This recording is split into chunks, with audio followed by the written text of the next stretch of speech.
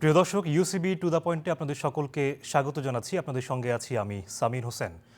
দর্শক, আপনারা জানেন রাত পোহালেই আগামীকাল বাংলাদেশের জন্য অত্যন্ত ঐতিহাসিক একটি দিন, কারণ আগামীকাল দীর্ঘ 17 বছর পর দেশে ফিরছেন বিএনপির ভারপ্রাপ্ত চেয়ারম্যান জনাব তারেক রহমান।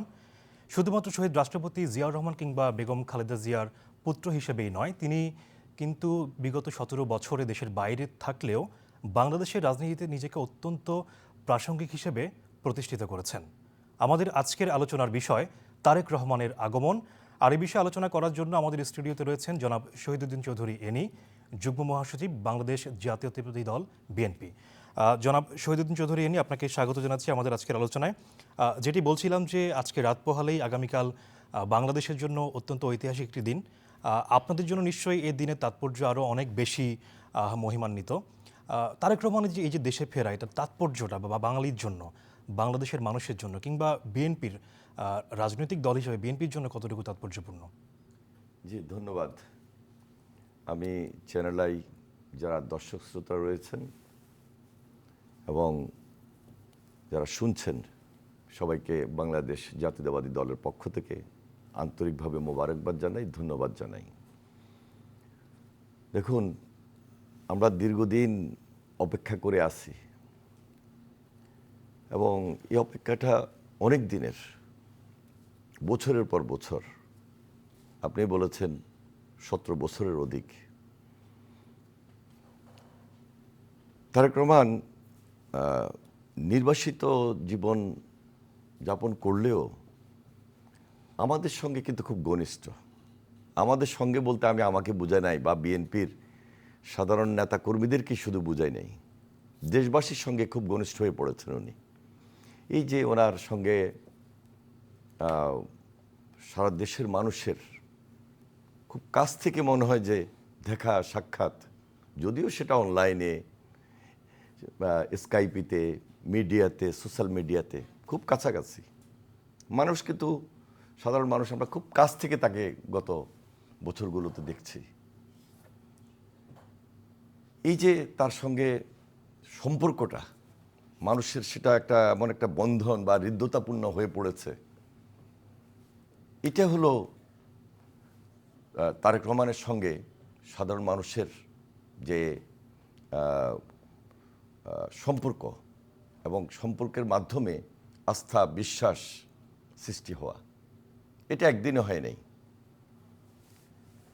2007 সালের 7ই মার্চ তারেক রহমান গ্রেপ্তার হন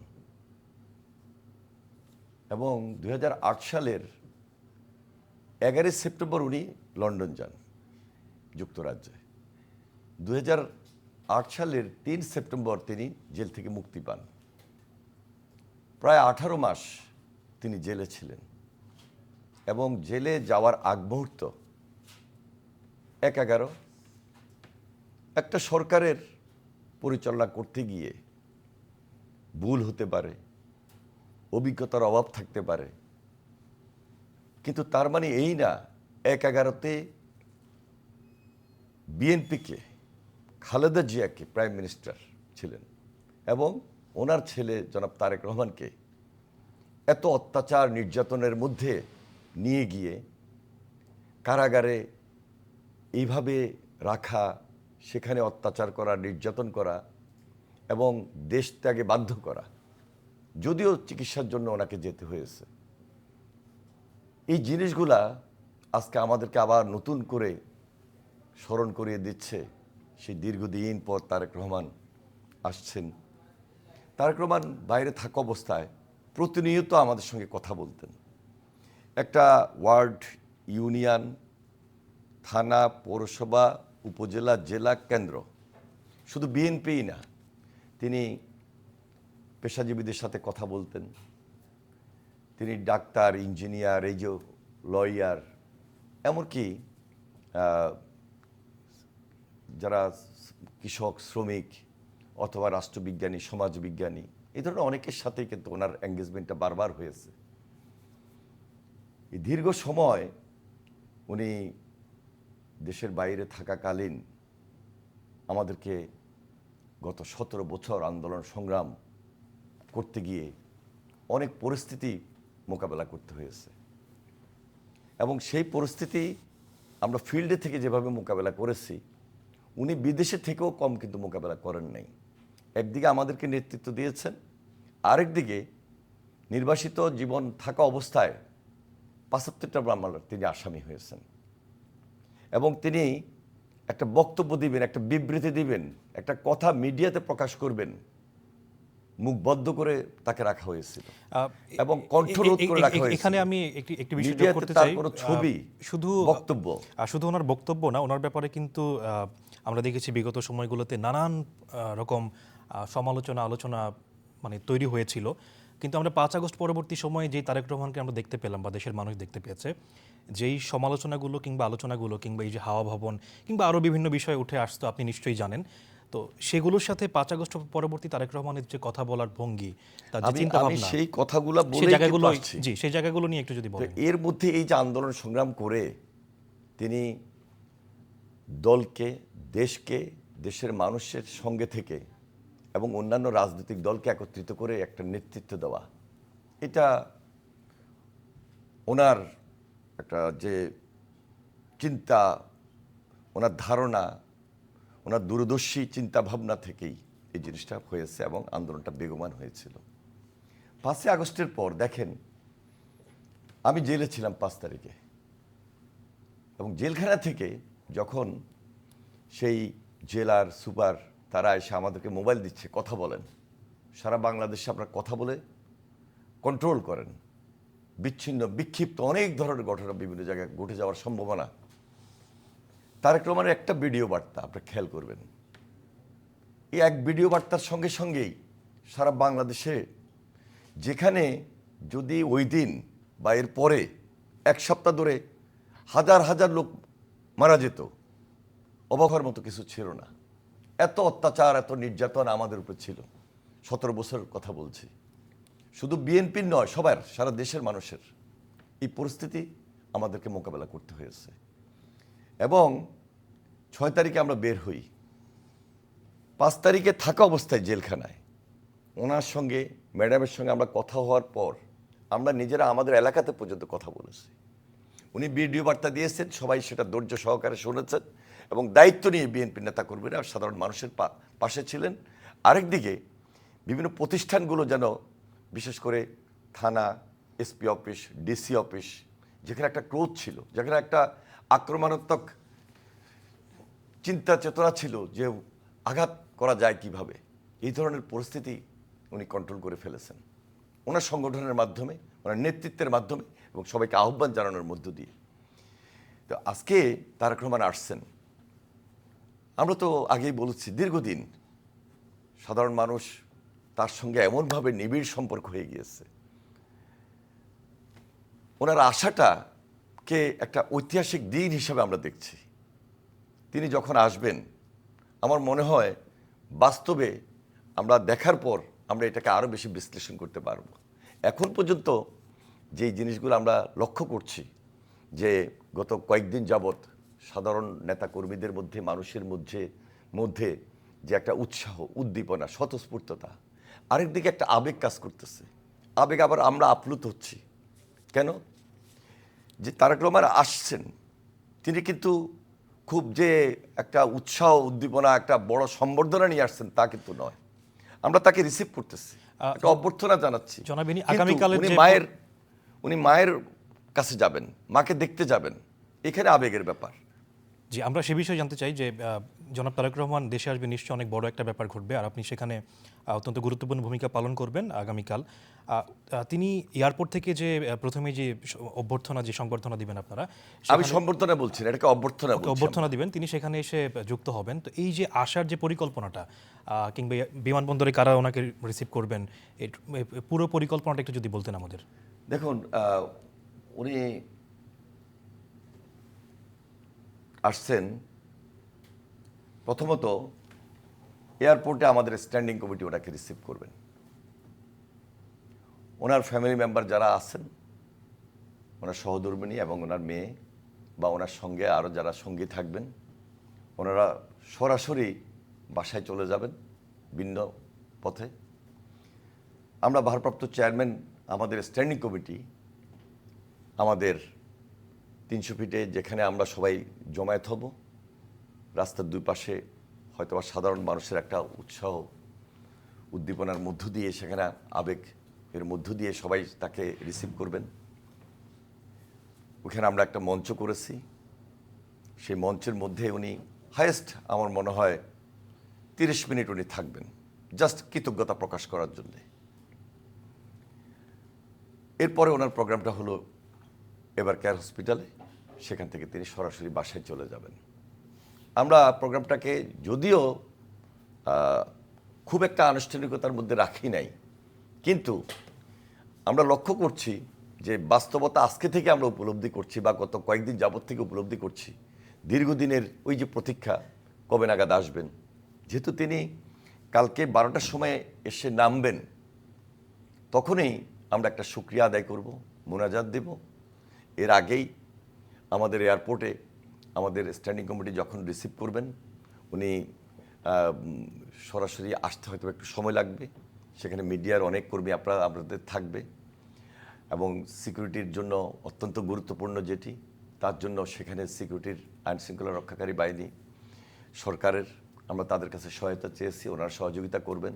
আমাদের নিজস্ব ভলান্টিয়ার্স টিম থাকবে, সবাই মিলে আমরা ওনাকে নিয়ে আসার পর মঞ্চে উনি কৃতজ্ঞতা প্রকাশ করে উনি দেশবাসীর সামনে 2-4টি কথা বলবেন।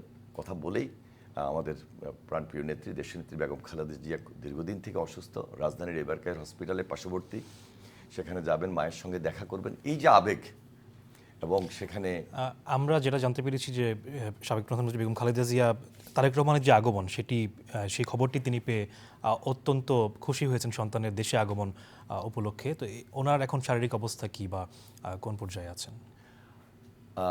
আমি যতটুকু জানি উনি তো সিসিইউতে আছেন। ওইখানে আমরা তো বাইরে হয়তো বা খোঁজখবর নিচ্ছি, আমাদের ডাক্তার সাহেবরা ভালো বলছেন।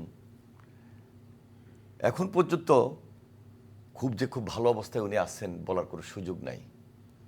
তবে তিনি তারেক রহমান যাবেন, দেখা হবে, এই যে একটা আবেগঘন পরিবেশ, আমরা সে অপেক্ষায় তো আছি।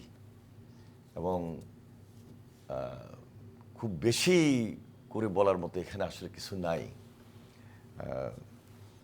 মা এবং ছেলের দেখাটাই তো একটা আবেগঘন পরিবেশ, পরিস্থিতি। বাকিটা আমাদের ডাক্তার সাহেবরা ওনারাই তুলে ধরবেন, তো ওনারাই বলবেন। এবং ওইখান থেকে সরাসরি উনি বাসায় যাবেন। এই গেল 25 তারিখের প্রোগ্রাম। কালকে 26 তারিখে আমরা ওনার যে প্রোগ্রাম, সেই প্রোগ্রামটা হলো জনাবেরই আমরা আগামী পরিকল্পনাগুলো আমরা নিশ্চয়ই আলোচনা করব। যেটি আমি জানতে চাই, আপনি একটু আগে বলছিলেন যে আবেগের কথা বলছিলেন, তো যেই আবেগ নেতাকর্মীদেরকে ছুঁয়ে যাচ্ছে, নিশ্চয়ই আপনারা কিংবা বিএনপি যারা করেন, সাধারণ মানুষ এই আবেগের বাইরে না। একে তো তিনি 17 বছর পর দেশে ফিরবেন, তার উপর তার মায়ের সাথে দেশের মাটিতে সাক্ষাৎ 17 বছর পর, এবং দেশ অনেক সংকটের মধ্যে আছে। দেশনায়ক ফিরছেন, মানুষ যেটি বলছেন, বা আপনাদের নেতাকর্মীরা গত কয়েকদিন ধরে যেটি আকাঙ্ক্ষা প্রকাশ করছে, এবং আমরা যেটি পত্রপত্রিকার মাধ্যমে দেখতে পাচ্ছি বা গণমাধ্যমে, যে অন্তত 1/2 কোটি মানুষ জনসমাগম করার যে আপনাদের পরিকল্পনা, এই যে আবেগ,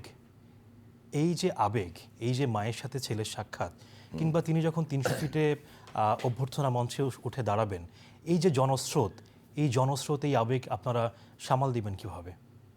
এটা খুব কঠিন, সামাল দেওয়াটাই খুব কঠিন। আবার এর পাশাপাশি আইনশৃঙ্খলা পরিস্থিতিটাও কিন্তু গুরুত্বপূর্ণ। মানুষগুলোকে তো আমরা আটকে রাখতে পারবো না। এখানে আটকে রাখাটাও কিন্তু আরেকটা সমস্যা তৈরি হতে পারে।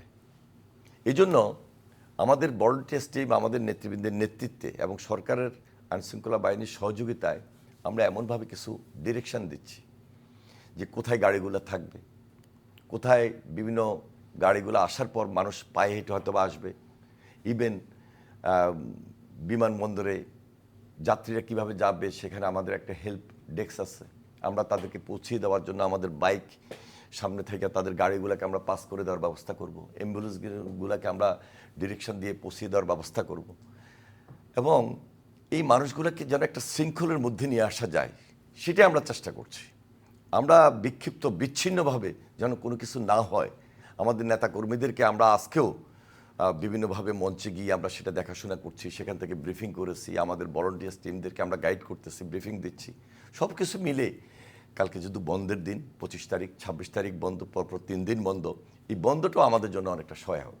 তা আমি মনে করি আমাদেরকে কিছু স্যাক্রিফাইস করতে হচ্ছে এবং আমরা দেশবাসীকে আহ্বান করছি যে কালকে ওনারা আসবেন এবং যাদের খুব বেশি অসুবিধা হবে একটু আগে ভাগে যেন ওনারা এয়ারপোর্টের দিকে যান বা গন্তব্যস্থলে যাওয়ার ক্ষেত্রে একটু অগ্রিম ব্যবস্থাটুকু নেন। জনাব, এনি যখন আমরা জনসমাগমের আলোচনা করছি তখন বা আমরা আপনার সাথে আমি যখন আলোচনা করছি তার কিছুক্ষণ আগে আমরা যেটি জানতে পেরেছি যে মগবাজার ফ্লাইওভারের উপর থেকে একটি ককটেল বিস্ফোরণ হয়েছে এবং একজন মারা গেছে, এরকম একটি তথ্য আমরা পেয়েছি। তো এটি একটি ব্যাপার। এর বাইরে দেশে গত কিছুদিন ধরে যে ঘটনাগুলো ধারাবাহিকভাবে ঘটে গেছে, প্রকাশ্যে হত্যা, আপনাদের একজন প্রার্থী জনসংযোগ করার সময় এত মানুষের ভিড়ে তাকে গুলি করা হলো, একজন মারা গেল, হাদিকে হত্যা করা হলো। এই সবগুলো পরিস্থিতিকে বিবেচনায় নিয়ে জনাব তারেক রহমান যেহেতু এখন বাংলাদেশের সবচেয়ে গুরুত্বপূর্ণ একটি চরিত্র, তার নিরাপত্তা কিংবা সামগ্রিক নিরাপত্তা ব্যবস্থা নিয়ে আপনারা কি কোনো আলাদা কোনো পরিকল্পনা করেছেন কিনা, সেটি কি কীভাবে দেখেন? দেখুন, আমরা বাংলাদেশের মানুষ আন্দোলন সংগ্রামের মধ্য দিয়েই বেড়ে ওঠা। স্বাধীনতার যুদ্ধ বলেন এবং পরবর্তীতে অনেক বিশৃঙ্খল পরিবেশ, বিভক্তি, 7ই নভেম্বর সিপাহী জনতার, এরপরে আপনি আসেন প্রেসিডেন্ট জিয়ার শাসন, মাত্র অল্প কয়েকদিন, 3.5 বছর উনি গ্রামের মানুষের সঙ্গে খুব বেশি মিশে গিয়েছিলেন। ওনাকে চট্টগ্রাম সার্কিট হাউসে শাহাদাত বরণ করতে হয়, মৃত্যুবরণ করতে হয়। এরপরে এরশাদের বিরুদ্ধে আমাদের লড়াই সংগ্রাম করতে গিয়ে আমরা ছাত্ররা আন্দোলন সংগ্রাম করেছি দেশনেত্রী বেগম খালেদা জিয়ার নেতৃত্বে। এরপরে তো আবার এই দেশে অনেক আন্দোলন হয়েছে, 173 দিন 72 দিন হরতাল অবরোধ হয়েছে। এই লড়াই সংগ্রাম করতে করতেই কিন্তু আমাদের এখানে আসা। 111 পার করেছি, এরপরে 17 বছর, দীর্ঘ 17 বছর সংগ্রাম করতে করতে এখানে এসেছি। তা আমরা প্রতিটা মুভমেন্টের জন্য আমরা মানে নিজেদেরকে মনে তৈরি করেই নিয়েছি এবং এটা এদেশের মানুষের চলার ক্ষেত্রে এবং যেখানে বসবাস করি, যেখানে ব্যবসা করি, যেখানে চাকরি করি, যেখানে রাজনীতি করি, সব কিছুর সঙ্গেই একটা আন্দোলন সংগ্রাম জড়িত। তা আমরা সব কিছুকে বিবেচনা রেখেই আমাদের এই পথ চলাটা। দেখেন, আপনি যেটা বলছেন, আজকে একটা ককটেল মেরে মগবাজারে ফ্লাইওভার থেকে সেখানে একজনের উপর আচমকা এইভাবে একজনকে হত্যা করা হলো। এটা কিন্তু ষড়যন্ত্র থেমে যায় নাই। 5 আগস্টের পর এখনও ষড়যন্ত্র থেমে থাকে নাই, সব কিছু বন্ধ হয়ে যায় নাই। অনেক ষড়যন্ত্র চলছে দেশে বিদেশে এবং ষড়যন্ত্রকারীদেরকে কেউ না কেউ আবার শেল্টারও দিচ্ছে। সেটি জিজ্ঞেস করছিলাম। এই যে শরীফ ওসমান হাদি, তাকে হত্যা করা, সে তো একটা ফ্যাসিস্টের বড় ধরনের লোক ছিল। যে ছেলেটা হত্যা করছে এখন পর্যন্ত খুঁজে পায় নাই, যেটা প্রায় প্রমাণিত। নিশ্চয়ই কারো না কারো শেল্টার তেরা ছিল, যারা ইন্ধনদাতা, শেল্টার দাতা। এটা শুধু হাদি হত্যার ক্ষেত্রেই বলছি না। আপনি প্রথম আলোতে যান, যারা এই ধরনের অপকর্মের সঙ্গে জড়িত হলো, ডেইলি স্টার যারা হামলা করলো, আপনি সাংবাদিক নুরুল কবির উপরে যারা হামলা করলো,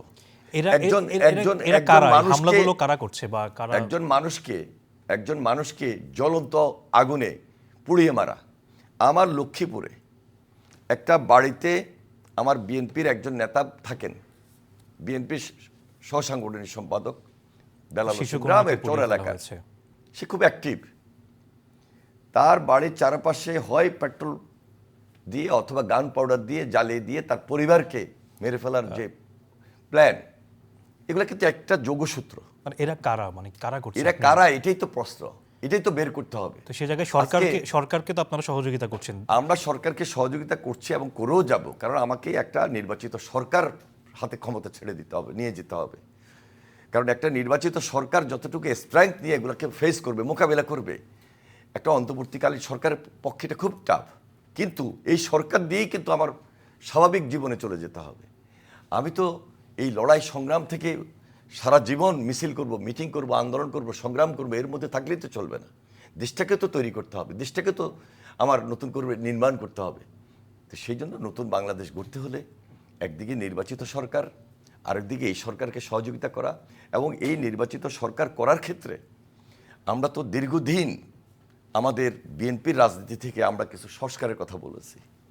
আপনি লক্ষ্য করেছেন তারেক রহমান বিদেশে বসে শুধু কথাই বলেন নাই, তিনি বিশেষ করে 2018 নির্বাচনের পর যখন দেখলেন যে এক ব্যক্তির শাসন, একদলীয় শাসন, একটা ফ্যাসিবাদ ওই শাসনের মধ্যে লুকিয়ে আছে, একটা কর্তৃত্ববাদী শাসন এবং একটা স্বৈরাচারী মনোভাব নিয়ে একটা দেশের মানুষকে জিম্মি করে ক্ষমতা চলছে, এখান থেকে বের হতে হলে একটা নতুন শাসন ব্যবস্থার প্রয়োজন। ওনার চিন্তা, ওনার ধারণা, ওনার জ্ঞান, ওনার দূরদর্শী হিসাব নিকাশ থেকেই। জনাবিনী, আমি এই জায়গায় একটু যোগ করতে চাই বা প্রশ্ন করতে চাই আপনাকে। আপনি ছাত্রদলের সভাপতি ছিলেন, আপনি তারেক রহমানকে খুব কাছ থেকে দেখেছেন। ঢাকা বিশ্ববিদ্যালয়ে আপনি যখন পড়ছেন তখনও তিনি আপনার সাথে ছিলেন বা আপনি তার সাথে ছিলেন। তো ওই সময়কার যে তারেক রহমান, কিংবা আপনি এতক্ষণ ওনাকে নিয়ে আলোচনা করছিলেন, ওনার চিন্তা ভাবনা, কিংবা 17 বছর উনি কী করেছেন, ওই সময় তারেক রহমান আর এখনকার যে তারেক রহমান, এর মধ্যে আপনি একজন সাধারণ মানুষ হিসেবে আপনি পার্থক্য কতটুকু খুঁজে পান? দেখুন, আমি যখন ঢাকা বিশ্ববিদ্যালয়ে ভর্তি হই, আমাদের ভারপ্রাপ্ত চেয়ারম্যান জনাব তারেক রহমান ওই বছরেই ঢাকা ইউনিভার্সিটিতে ভর্তি হন। আর আপনারা ব্যাচমেট? জি। তা উনি ঢাকা বিশ্ববিদ্যালয়ে কিন্তু তখন সেশন জাম ছিল, প্রায় 4 বছরের কোর্স, আর 8 বছর লেগে যেত। খুব বুদ্ধিমান ছিলেন। আমরা তো ওনার সঙ্গে খুব কাছাকাছি মিশেছি কলেজ জীবন থেকে। আমরা সারাদিন মিছিল করতাম, মিটিং করতাম, এবং মিছিল মিটিং শেষে ওনার সঙ্গে আবার আড্ডায়ও বসতাম, কথাবার্তা বলতাম, এবং রাজনৈতিক আলোচনাও তখন হতো। আপনার উনি ঢাকা বিশ্ববিদ্যালয়ে ফার্স্টে ইন্টারন্যাশনাল রিলেশনশিপ এবং পরবর্তীতে এলএলবি ভর্তি হলেন। কিন্তু ওইখানে কিন্তু উনি পরীক্ষা না দিয়ে উনি ডিগ্রি পাশ করেই দ্রুত ডিগ্রি পাশ করে নিলেন।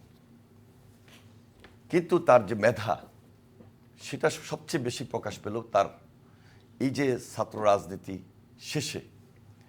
ছাত্র রাজনীতি তো একেবারে যে উনি খুব অ্যাক্টিভলি মাঠে আমাদের মতো থাকতেন তা কিন্তু না, আমরা পরামর্শ নিতাম। আমরা যখন ম্যাডামের সঙ্গে দেখা করতাম তখন উনি পাশে থাকতেন, উনি কিছু কথা বলতেন। এটা ছিল আমাদের ছাত্র রাজনীতির সঙ্গে তার পরামর্শমূলক আলোচনা। অথবা আমরা যেহেতু ঢাকা ইউনিভার্সিটি একই সঙ্গে পড়ালেখা করছি, তখন উনি পার্সোনালি হয়তো বা কিছু কথাবার্তা বলতেন যেগুলো আমরা খুব বেশি শেয়ার করতাম, এবং আমরা ওনার থেকে সেই ইন্সপিরেশন পেতাম। তো উনি ধরেন ওনার সঙ্গে আমাদের এই সম্পর্কের কারণে খুব কাছ থেকে দেখেছি, এবং টু দ্য পয়েন্ট উনি কথা বলতেন। এমন এমন প্রশ্ন করেন, এমন এমন প্রশ্ন করলে আমরা অনেক সময় উত্তর দিত, আমাদের কিন্তু খুব মানে একটু চিন্তা করার সময় পেতেও আমাদের কষ্ট হয়ে যেত। কারণ নিশ্চয়ই আপনাদের মিডিয়াতে উনি অনেক সময় এসেছেন, এনটিভিতে গিয়েছেন, উনি কিন্তু একটা আলোচনায় গেলে সঙ্গে সঙ্গে কিন্তু উনি তিনি এসেছিলেন, প্রশ্ন করতেন। ওই প্রশ্নতে আমাদের মানে অনেক সময় আমরা কথা বলা, উত্তর দেওয়া আমাদের জন্য অনেক সময় কষ্ট হয়ে যেত, আর লিডার তো স্বাভাবিক। তো এখন তারেক রহমান পার্সোনালি আমি ওনাকে যতটুকু দেখেছি, আমাদের গত 1/11 পরে তো উনি জেলে ছিলেন, জেলের পর উনি দেশের বাইরে চলে গেলেন। দেশের বাইরে নির্বাসিত জীবন যাপন থাকা অবস্থায় উনি এই যে স্কাইপেতে কথা বলা, উনি অনলাইনে আমাদের সঙ্গে শেয়ার করা, ডিস্ট্রিক্টে কথা বলা, ইউনিয়নে কথা বলা, উপজেলায় কথা বলা, কেন্দ্রীয়ভাবে কথা বলা, প্রায় পার্টি প্রোগ্রামে তো ওনার সঙ্গে খুব কাছাকাছি কথা বলেছি। উনি আগের চেয়ে সেই স্টুডেন্ট লাইফ, স্বাভাবিক কারণে বয়সের ব্যাপার আছে, ম্যাচুরিটির ব্যাপার আছে, এত বেশি শার্প। তা আমি অনেক সময় নিজেকেও নিজে প্রশ্ন করি যে মাঠে ময়দানে থেকে ছাত্র রাজনীতির সঙ্গে এত বেশি সম্পৃক্ত হলাম, কিন্তু আমাদের ভারপ্রাপ্ত চেয়ারম্যান যে কথাগুলো বলেন, যে চিন্তাটা করেন, যেগুলো আমরা প্রেসিডেন্ট জিয়ার মধ্যে দেখেছি, শুনেছি, প্রেসিডেন্ট জিয়াকেও আমরা কাছ থেকে পেয়েছি, ম্যাডামকে খুব কাছ থেকে পেয়েছি রাজনীতি করার। একই জিনিস প্রেসিডেন্ট জিয়া, বেগম খালেদা জিয়া, ওনাদেরই তো জ্যেষ্ঠ সন্তান। একদিকে মা বাপের সব কিছুই পেয়েছেন, আরেকদিকে নিজস্ব রাজনীতির সঙ্গে এঙ্গেজ হওয়া। উনি বিএনপির সিনিয়র যুগ্ম মহাসচিব ছিলেন, উনি এখন দলের সিনিয়র, উনি ভাইস চেয়ারম্যান ছিলেন, এরপর এখন ভারপ্রাপ্ত চেয়ারম্যান। উনি সব কিছুই তো দায়িত্ব নিয়েই রাজনীতির সঙ্গে এমনভাবে সম্পৃক্ত হয়েছেন যে বিএনপির আমাদের লেভেল বলেন, আমাদের ছোট ভাই যারা আছে তৃণমূল পর্যায়ে যারা আছেন, আমাদের সিনিয়র যারা আছেন সবাই সঙ্গে এমন একটা সম্পর্ক গড়ে রেখেছেন যে সব কিছু আমরা খুব পজিটিভলি দেখি। ওনার সমস্ত চিন্তাধারা এবং তার চিন্তা, তার চেতনা। আপনি দেখেন এই যে একটা ফ্যামিলি কার্ড, এই যে দেখেন তার চিন্তা থেকে নির্বাচনের পর কিভাবে একটা ফ্যামিলি কার্ড দিবেন, কিভাবে একটা ফার্মার্স কার্ড দিবেন, একটা হেলথ কার্ড দিবেন, বেকারদের কর্মসংস্থানের জন্য তিনি 1 বছরের একটা ট্রেনিংয়ের ব্যবস্থা রেখেছেন, আবার বেকার ভাতার ব্যবস্থা রেখেছেন। এই যে 31 দফা নিয়ে আসা সব কিছু মিলে জনাব, আমরা এগুলো নিয়ে আলোচনা অবশ্যই করব। আমি তার আগে এই যে আপনি তার সম্পর্কে বলছেন বা আরও বেশি পরিণত হওয়া, দীর্ঘ 17 বছর তিনি লন্ডনে ছিলেন, তারেক রহমানের নাম কিংবা তারেক রহমানের প্রতি মানুষের ভালোবাসা আবেগের আড়ালে আমার মনে হয় যে আমাদের মনে হয় যে একটি দুইটি নাম বোধ হয় আমরা কিছুটা কম বলছি। তার মধ্যে অন্যতম হচ্ছে ডাক্তার জোবাইদা রহমান, তার মধ্যে রয়েছেন তার সন্তান জাইমা রহমান, ব্যারিস্টার জাইমা রহমান, যিনি গত 1-2 দিন আগে ফেসবুকে তিনি প্রথমবারের মতো একটি আবেগঘন স্ট্যাটাস দিয়েছেন। তার দাদিকে তিনি বিশেষভাবে উল্লেখ করেছেন, বেগম খালেদা জিয়া, সাবেক প্রধানমন্ত্রী। তো এই যে তাদের যে সাপোর্ট, তারেক রহমানের সাথে থাকা দীর্ঘ সময়, এত বছর, তার যে এই পরিণতিবোধ, তারপর ধরেন দেশের বিভিন্ন বিষয়ে চিন্তাভাবনার ক্ষেত্রে, সিদ্ধান্ত নেওয়ার ক্ষেত্রে তাদের যে ভূমিকা বা দেশের প্রতি তাদের যে ভালোবাসা, এটাকে আপনি কিভাবে মূল্যায়ন করতে চান? যে আমি কাছ থেকে যতটুকু খুব বেশি দেখি জানি, ফ্যামিলির থেকে উনি যথেষ্ট সাপোর্ট পাচ্ছেন। কারণ আমরা যারা রাজনীতি করি আমাদের ফ্যামিলিকে তো আমরা খুব কষ্ট দিই, আমরা ব্যস্ত থাকি, আমরা যখন তখন বাসায় আসি, যখন তখন চলে যাই, আমাদের বাসায় প্রচুর লোক আসা যাওয়া করে। তো এটা তো ফ্যামিলির একটা প্রাইভেসি আছে, কিন্তু আসলে আমাদের ফ্যামিলিতে এই ধরনের প্রাইভেসি মেনটেন করতে গেলে অনেক সমস্যা তৈরি হতে পারে। ফ্যামিলি কিন্তু এগুলো মেনে নেন। তো আমি যে কথাটা বলার চেষ্টা করছি যে তারেক রহমান সাহেব আমাদের ডাক্তার জোবাইদা রহমান ওনার সহধর্মিণী, আমরা দেখেছি অনেক প্রোগ্রামে জোবাইদা রহমান তিনি সেখানে কথা বলেছেন, তিনি জিয়া ফাউন্ডেশনের মিটিংয়ে অ্যাটেন্ড করেছেন, তিনি অনেকগুলা সায়েন্স প্রোগ্রাম করেছেন এবং অনেকগুলো প্রোগ্রামে সরাসরি উনি কথাও বলেন এবং বিভিন্ন আনুষ্ঠানিক প্রোগ্রামে তিনি অংশগ্রহণ করেন। তারপরে ফ্যামিলিতে ভালো মন্দ নিশ্চয়ই আলোচনা তো করেনি, যেটা আমরা বাংলাদেশের থেকে যেটা যতটুকু দেখেছি এখন তার অনেক বেশি। আর তার চেয়ে বেশি এখন হলো ওনার মেয়ে, সে পলিটিক্যাল সায়েন্সে উনি পড়াশোনা করেছেন, উনি বারেট ল, এবং অনেক সময় আমাদের চেয়ারম্যান সাহেব বলেই ফেলেন যে এটা আমার মেয়ের থেকে শুনেছি, আমার মেয়ে এইভাবে আমাকে সাজেশন দিয়েছে, এইভাবে বলেছে। আরেকটা হলো জাইমা রহমানের একটা বিড়াল আছে, বিড়ালটাকে খুব বেশি মায়া চেয়ারম্যান সাহেবও করেন। তো এই যে বাপ এবং মেয়ের মধ্যে যে একটা স্বাভাবিক কারণেই সম্পর্ক, সেগুলো ওনারা শেয়ার করেন। এবং এই যে বিড়ালটাকে নিয়ে এই যে কথা বলা এবং জনসম্মুখে এটাকে উঠেই নিয়ে আসা, তুলে ধরা, এর মধ্যে একটা সম্প্রীতি, একটা সৌহার্দ্য, এটাই তো বোঝা যায়, একটা মায়া মমতা। যেখানে বিড়াল কেন্দ্রিক কথাগুলো চলে আসে, তাহলে একটা মানুষের মধ্যে সমীহ ভাব থাকে, শ্রদ্ধার জায়গা তৈরি হয়, একটা সম্মানের জায়গা তৈরি হয়, এটাই তো প্রাধান্য পায়। সুতরাং পারিবারিক জীবনে উনি যথেষ্ট সহযোগিতা পরিবার থেকে পাচ্ছেন, যেটা ম্যাডাম থেকে উনি সরাসরি পেয়েছেন।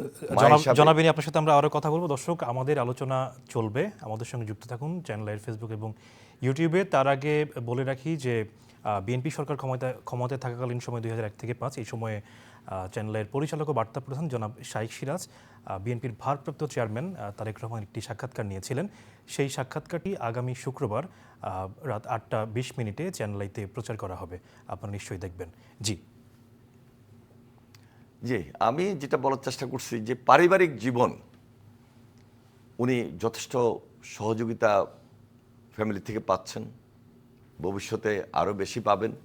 এবং তারেক রহমান, আমি অনেকটা লক্ষ্য করেছি যে ওনার পিতা প্রেসিডেন্ট জিয়া রহমান, তিনি এদেশের জন্য যুদ্ধ করেছেন, স্বাধীনতার ডাক দিয়ে শুধু রণাঙ্গনে ঘোষণা দিয়ে বসে থাকেন নাই, রণাঙ্গনে যুদ্ধ করেছেন, মুক্তিযুদ্ধের নেতৃত্ব দিয়েছেন, মুক্তিযোদ্ধাদের নেতৃত্ব দিয়েছেন। তার নেতৃত্বে এই যে বাংলাদেশি জাতীয়তাবাদের রাজনীতি, যেটা নিয়ে আমরা এখন দেখি যে এটা একটা আধুনিক রাজনীতি, একটা খাল খনন কর্মসূচি, এটার সঙ্গে কত রকম কর্মসূচি জড়িত হয়ে পড়েছে। মানে একটা দেশকে স্বনির্ভর করা, একটা ব্যক্তি আত্মনির্ভরশীল হওয়া, স্বাবলম্বী হওয়া। এবং প্রেসিডেন্ট জিয়ার শুধু বাংলাদেশে তার জনপ্রিয়তা ছিল না, দেশের বাহিরেও যথেষ্ট জনপ্রিয়তা ছিল। তিনি এই যে মুসলিম উম্মার সঙ্গে একটা গভীর সম্পর্ক, হৃদ্যতাপূর্ণ সম্পর্ক গড়ে তুলে ইরাক ইরান যুদ্ধ বন্ধের ক্ষেত্রে বিশেষ এবং বিশাল ভূমিকা দায়িত্ব পালন করেছিলেন। তাছাড়া মিডল ইস্টে, মধ্যপ্রাচ্যের দেশগুলোর সঙ্গে তার একটা গভীর সম্পর্ক ছিল। তো এই যে প্রেসিডেন্ট জিয়া তার রাজনৈতিক জীবনে সাধারণ মানুষের কাছে এত পপুলার হওয়া, আমরা স্কুলে ক্লাস 7 কি 8 পড়তাম, আমরা যখন শুনলাম যে স্কুলে খাল খনন হবে, লক্ষ্মীপুরে খাল খনন হবে, স্কুল থেকে যেতে হবে, আমরা দৌড়াই চলে গেছি যে প্রেসিডেন্টের সঙ্গে থেকে খাল খনন করব। এই যে জিনিসগুলা, এগুলো তো আজকে আমাদের জন্য সেই দিনগুলা অনেক বড় ধরনের, অনেক বড় কিছু। তো এইভাবে বেগম খালেদা জিয়া তিনি 9 বছর আন্দোলন সংগ্রাম যখন করেছেন, আমরা খুব কাছ থেকে ওনার সঙ্গে ছিলাম। ঢাকা বিশ্ববিদ্যালয়ে ওনার পাশ থেকে এমন কোনো কর্মসূচি নাই সারা বাংলাদেশে যে আমরা ছাত্ররা ওনার সঙ্গে থাকি নাই, নেতৃত্ব দিই নাই। তো তিনি আপসীর নেত্রী হিসাবে সবার কাছে অত্যন্ত প্রশংসিত এবং তিনি সম্মানের জায়গায় রয়েছেন, শ্রদ্ধার জায়গায় রয়েছেন। আজকে তিনি অসুস্থ, তিনি তো হঠাৎ করে অসুস্থ হন নাই। তিনি 1/11 পর দীর্ঘ ধরেন প্রায় 2 বছর জেলে ছিলেন। সেই 2018 কথাই বলি, ওনার বাড়িতে বালুর ট্রাক দিয়ে আটকে রাখা হয়েছে, ওনাকে অনেক অপমান অপদস্থ করা হয়েছে। উনি মিথ্যা মামলা সাজাপ্রাপ্ত হয়ে কারাগারে নির্যাতিত ছিলেন। একটা স্যাঁতস্যাঁতে ঘরের মধ্যে ওনাকে রাখা হয়েছিল। উনি সুস্থ মানুষ, জেলে গিয়েছেন, অসুস্থ হয়ে ফিরেছেন। সে অসুস্থতাই তো এখন মৃত্যুর সঙ্গে পাঞ্জা লড়ছেন। সেই নেত্রী আজকে এত বেশি সম্মানিত দেশের মানুষের কাছে, সাধারণ মানুষের কাছে। যখন গ্রামে যাই, এই যে ভোট চাইতে যাই, তখন মানুষ তো বলেন যে আমরা খালেদা জিয়ার জন্য আমরা দোয়া করেছি, এখনও দোয়া করি, আমরা তার জন্য খতম পড়াই, আমরা তার জন্য সদগা দিচ্ছি। এই যে একটা আবেগ, এই যে একটা আপ্লুত হওয়ার ব্যাপার, বেগম খালেদা জিয়াকে নিয়ে মানুষ বা জিয়া পরিবারকে নিয়ে যে মানুষের এই দেশের চিন্তা এত পজিটিভ, এটা গ্রামে গেলে আমরা আরও বেশি দেখি। এই যে কিছুদিন আগে তারেক রহমান সাহেব বললেন যে আমি মেগা প্রজেক্ট করতে চাই না, তার মানে উনি বুঝাতে চেয়েছেন যে গ্রামে উন্নয়ন হয়নি। আমার পিতা বা ওনার মা, ওনারা তো গ্রামভিত্তিক রাজনীতি করেছেন, বেশি প্রায়োরিটি দিয়েছেন গ্রাম। আমি এই বিষয়ে একটু যোগ করে আপনাকে প্রশ্ন করতে চাই। সেটি হচ্ছে, আপনি যেটি বললেন যে তিনি মেগা প্রজেক্টের কথা বললেন, তিনি সেটি করতে চান না। এর পাশাপাশি তিনি স্কিল ডেভেলপমেন্ট, আমাদের বাংলাদেশের মানুষ যে স্কিলের দিক থেকে অন্য দেশ থেকে পিছিয়ে আছে, তিনি সেটি উপলব্ধি করেছেন নিশ্চয়ই। সেই বিষয়ে জোর দিতে চেয়েছেন। আপনি কিছুক্ষণ আগে আলোচনা এনেছেন ফ্যামিলি কার্ড, কৃষক কার্ড। এই যে ওনার ভবিষ্যৎ বাংলাদেশ বিনির্মাণের যে দূরদর্শী চিন্তাভাবনা, উনি শুধু নেতাকর্মীদের নিয়েই আলোচনা করা কিংবা দলকে সুসংগঠিত করার ক্ষেত্রে বসে থাকেননি, তিনি বাংলাদেশকে কীভাবে বিনির্মাণ করবেন নতুন করে, সেই স্বপ্নও দেখেছেন। এই বিষয়গুলো নিয়ে একটু যদি আপনি আলোচনা করতেন। দেখুন, উনি প্রায়ই বক্তব্যে বলেন যে আমাদের দেশে একটা স্কুলে যখন আমরা পড়ালেখা করি, সেখানে বাংলা ইংলিশ পড়ায়, কমন সাবজেক্ট যেটা। তা আমরা বাংলা বলতে পারি বাংলাদেশের মানুষ, ইংলিশটা হয়তো আমাদেরকে একটু পড়াচ্ছে, আমরা একটা পড়তেছি, আমরা শিখতেছি। কিন্তু এই সঙ্গে যদি আরও 3-4টা এক্সট্রা ভাষা থাকে, যা আমি সেখানে চাইনিজ ভাষা শিখলাম, জাপানিজ ভাষা শিখলাম, আমি জার্মানি ভাষা বা ফ্রান্স ভাষা শিখলাম, আমি সেখানে অ্যারাবিকটা ভালো করে জানলাম, তাহলে বিদেশে এই যে ম্যান পাওয়ার বা বিদেশে কাজ করার ক্ষেত্রে, কর্মসংস্থানের ক্ষেত্রে আমার একটা বাড়তি সুবিধা হয়ে গেল। আমি শিখলাম, জানলাম, শিখার তো কোনো শেষ নাই। এইগুলো একটা সাইড। আরেকটা সাইড দেখেন, তিনি এই যে এই যুগ, বিজ্ঞানের যুগ, অনলাইন অ্যাক্টিভিটিসটাকে খুব বেশি প্রায়োরিটি দিচ্ছেন। ইন্টারনেটে আমি যদি খুব বেশি এক্সপার্ট হই, আমি যদি আইটি এক্সপার্ট হই, আমি ঘরে বসে আমি ফ্রিল্যান্সিং করতে পারি, আমি কেনাকাটা করতে পারি, কেনাবেচা করতে পারি। তাহলে এই যে কর্মসংস্থানের ব্যবস্থাটা ওনার চিন্তার মধ্যে এই যে জিনিসগুলো আছে, এগুলো তো হঠাৎ করে হয়নি। আরেকদিকে কারিগরি শিক্ষাটাকে উনি সবচেয়ে বেশি প্রায়োরিটি দিচ্ছেন, যে প্রাইমারি লেভেলে অথবা হাই স্কুল লেভেলে সেখানে কিভাবে কারিগরি পড়ালেখাগুলোকে কম্পালসারি করে নিয়ে আসা যায়, যেন অল্প শিক্ষা নিয়েই আমি বাস্তবমুখী শিক্ষাটাকে অর্জন করেই আমার বাংলাদেশের বলেন, দেশের বাহিরে বলেন, কিভাবে আমি নিজেকে এঙ্গেজ করে আমি কর্মসংস্থান আমার ব্যবস্থা হলো, সেটা বিদেশ হলে আমার ফরেন কারেন্সি ইনকাম হলো। আরেকদিকে তিনি এই যে ফ্যামিলি কার্ডের চিন্তা করলেন, একটা পরিবারের একজন গৃহিণী, তাকে তিনি শুধু সম্মানে দিচ্ছেন না, শুধু মর্যাদার জায়গায় রাখছেন না, ওই পরিবারের যদি 4 জন হয় 5 জন হয়, তাহলে ওই পরিবারের জন্য ওই ফ্যামিলি কার্ডটা হচ্ছে, পুরা পরিবার ওই গৃহিণীর মাধ্যমেই উপকৃত হচ্ছে। আমাদের দেশে মধ্যবিত্ত ফ্যামিলি বলেন, নিম্ন মধ্যবিত্ত ফ্যামিলি বলেন, এরা কার কাছে চাইতে পারে না, হাত পাততে পারে না, বলতে পারে না। কিন্তু তারেক রহমান এমন কিছু ধারণা আজকে আমাদের মধ্যে গ্রামের বা সাধারণ মানুষের জন্য নিয়ে আসছেন। এটা কিন্তু খুব কঠিন কাজ না, কিন্তু চিন্তাটা হলো আসল। এই চিন্তাটুকু উনি করেছেন। আরেকদিকে হলো হেলথ কার্ড। আমি এখন একটা সদর হাসপাতালে যাই, দালালে ভর্তি, সেখানে যদি আপনি যান, না না এখানে চিকিৎসা নাই, আপনি ওই প্রাইভেট হসপিটালে যান, প্রাইভেট হসপিটালে নিয়ে যাচ্ছে, 500 টাকার ওষুধ 1000 টাকা দিয়ে কিনতে হচ্ছে। কিন্তু আমার কাছে যদি একটা হেলথ কার্ড থাকে, আমি যদি এটাকে এনশিওর করতে পারি, আমি যদি ওই হসপিটালে ডাক্তার বসিয়ে দিতে পারি এবং সেখানে যদি এক্সরে মেশিন, চিকিৎসার জন্য যদি আমার সেখানে যদি ওটি থাকে, অপারেশন থিয়েটার থাকে, এই ডাক্তারগুলা যদি সার্জারি ডাক্তার থাকে, অন্যান্য ডাক্তারগুলো যদি থাকে, আমি যদি এখানে চিকিৎসা দিতে পারি, তাহলে প্রাইভেট মেডিকেলে যাবেন, ভালো কথা। বাংলাদেশের যে পরিমাণ মানুষ, সব মানুষকে কিন্তু আপনার সরকারি হসপিটালে চিকিৎসা করাতে পারবেন না। কিন্তু সবার জন্য স্বাস্থ্য, এই কথাটা যেহেতু আমি নিশ্চিত করেছি, সবার জন্য শিক্ষা, যেহেতু এই কথাগুলো আমি নিশ্চিত করেছি, এই সুযোগ সুবিধা তো আমাকে দিতে হবে মিনিমাম।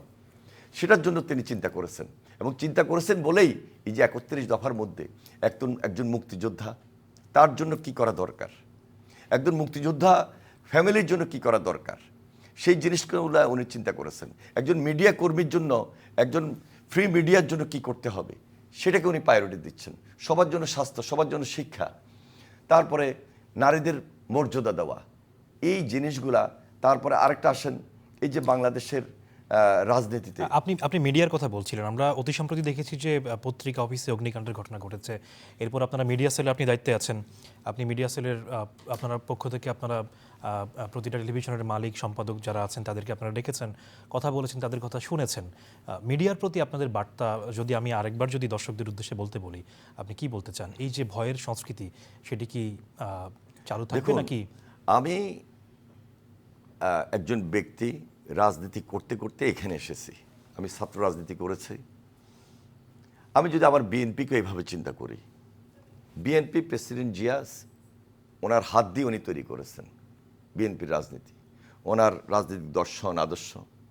একটা সংগঠন আছে, সংগঠনে ভুল ভ্রান্তি থাকতে পারে, অভিজ্ঞতার অভাবও হয় অনেক সময়।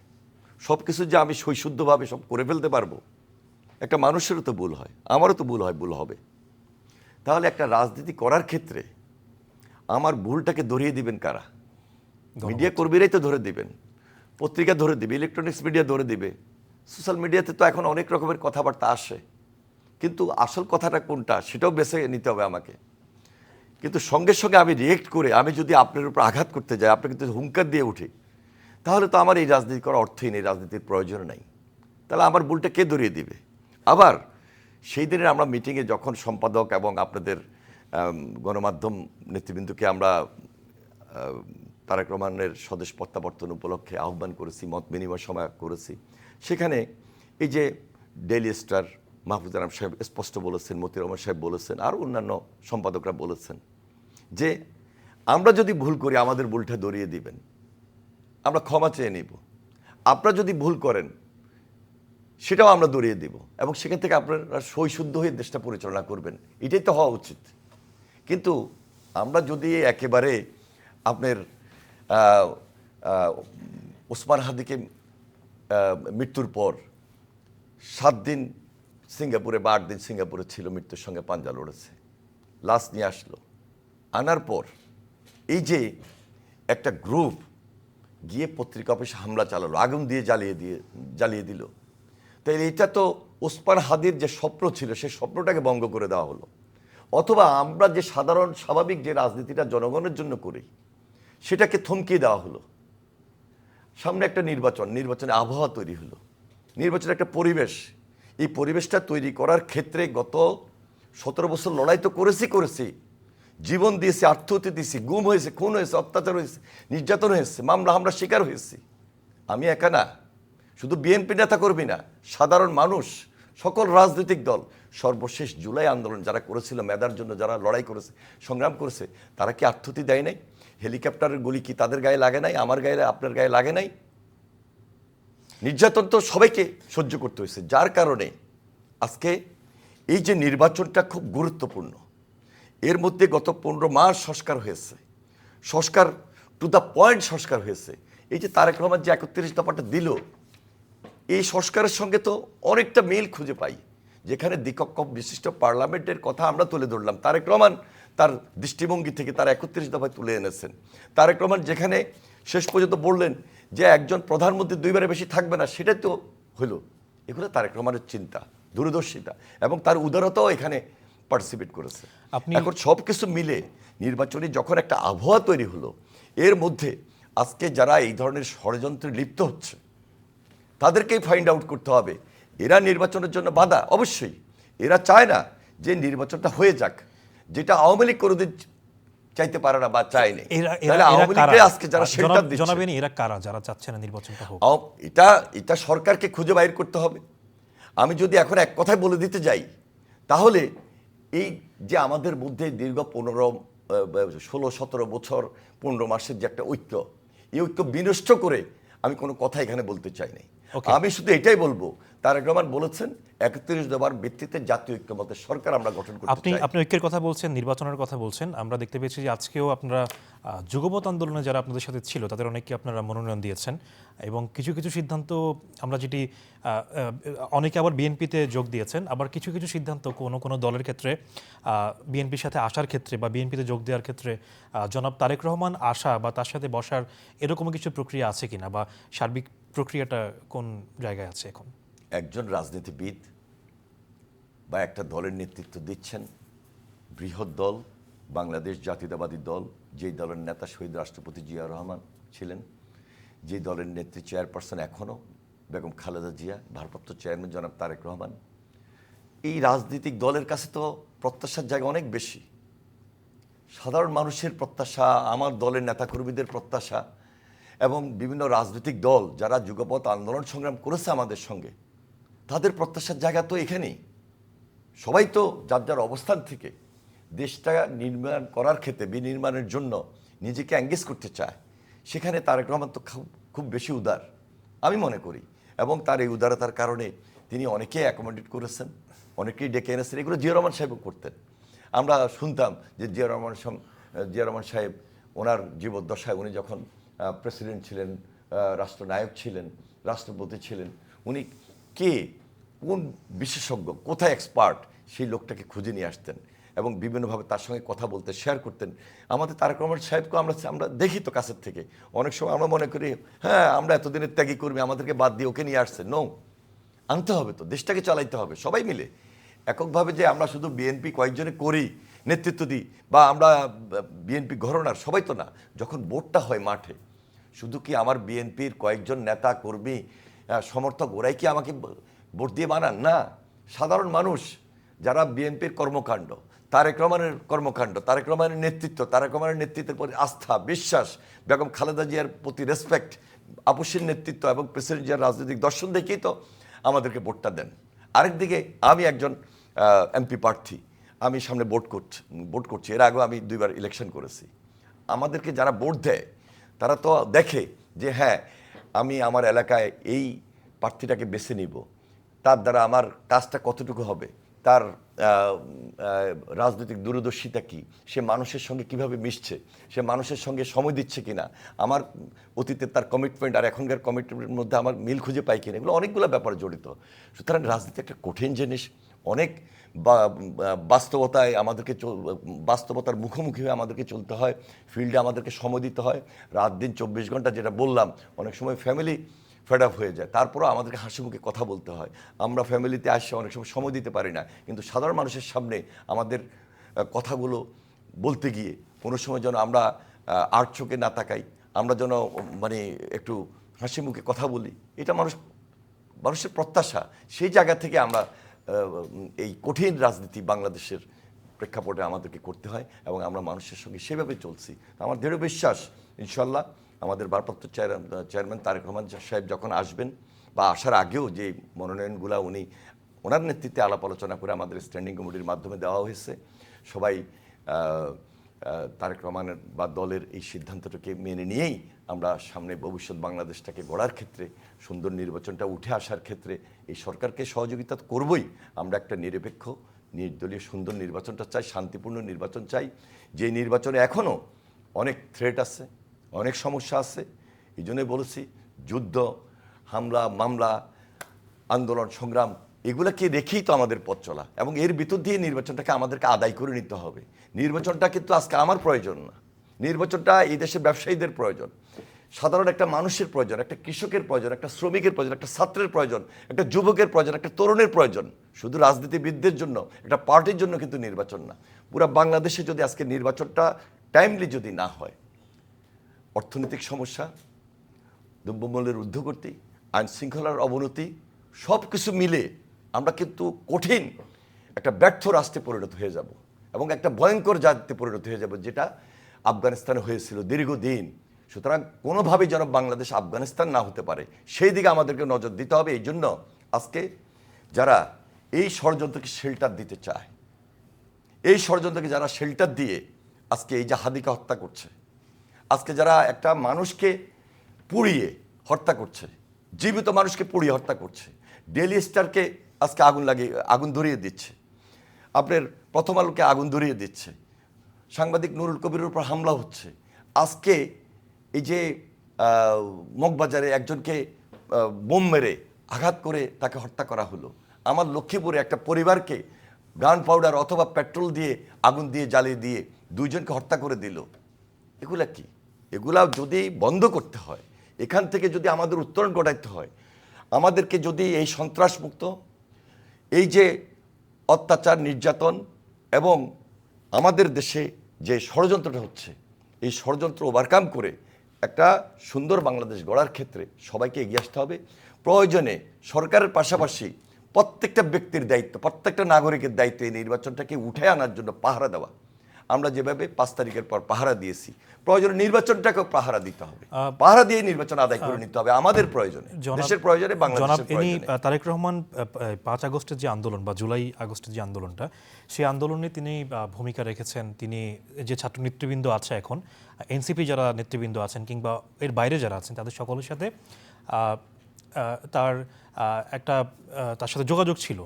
আমরা যেটি জানতে পেরেছি, আপনারা যে কর্মসূচি দিয়েছেন, তিনি হাদির কবর জিয়ারত করতে যাবেন, এর বাইরে তিনি পঙ্গু হাসপাতালে যে জুলাই আগস্ট আন্দোলনে আহত যোদ্ধা তাদেরকেও দেখতে যাবেন, এর বাইরে তিনি তার পিতার কবর জিয়ারত করবেন এবং সাভার স্মৃতিসৌধে যাবেন।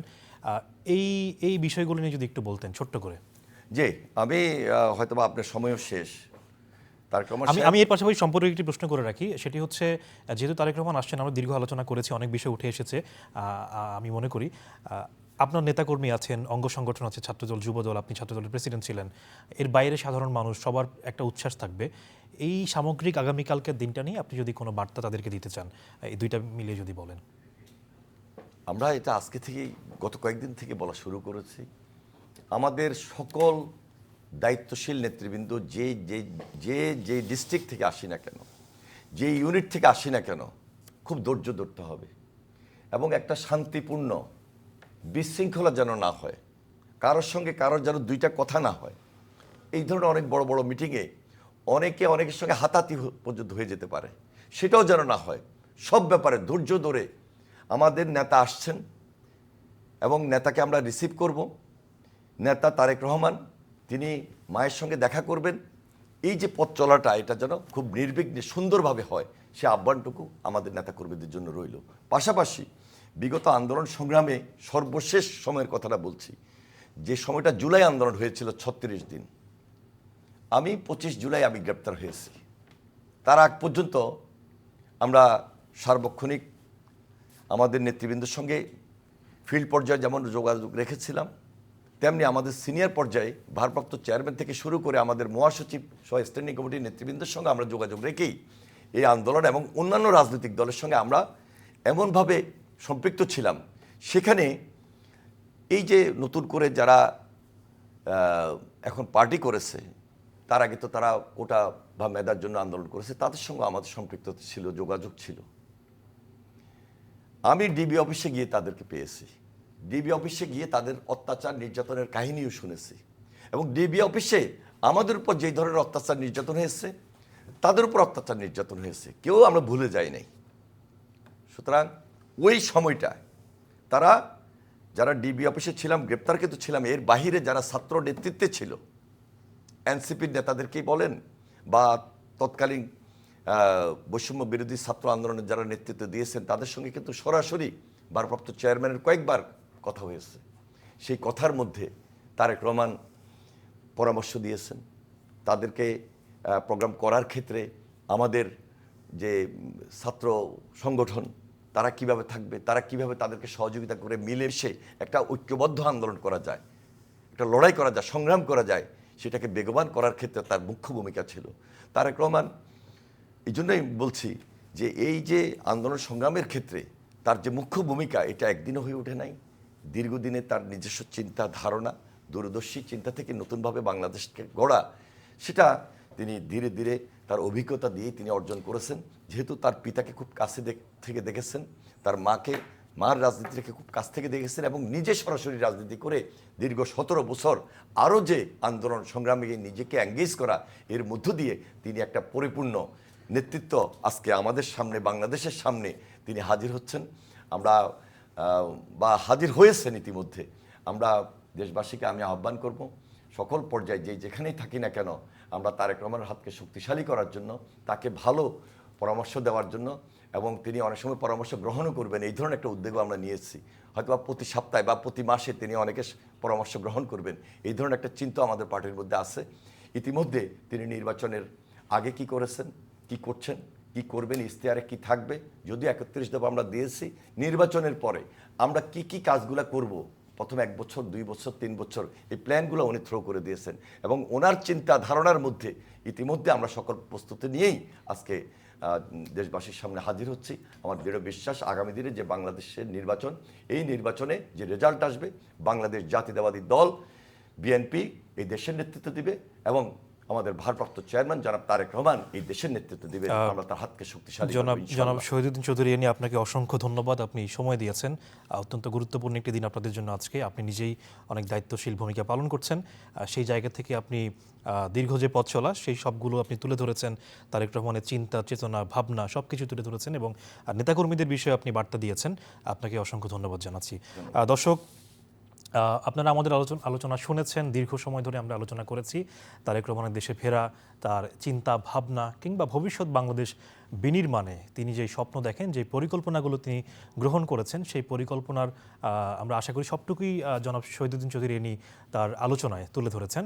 আমাদের আজকের আলোচনায় আমাদের সাথে থাকার জন্য আপনাদের সকলকে আন্তরিক ধন্যবাদ।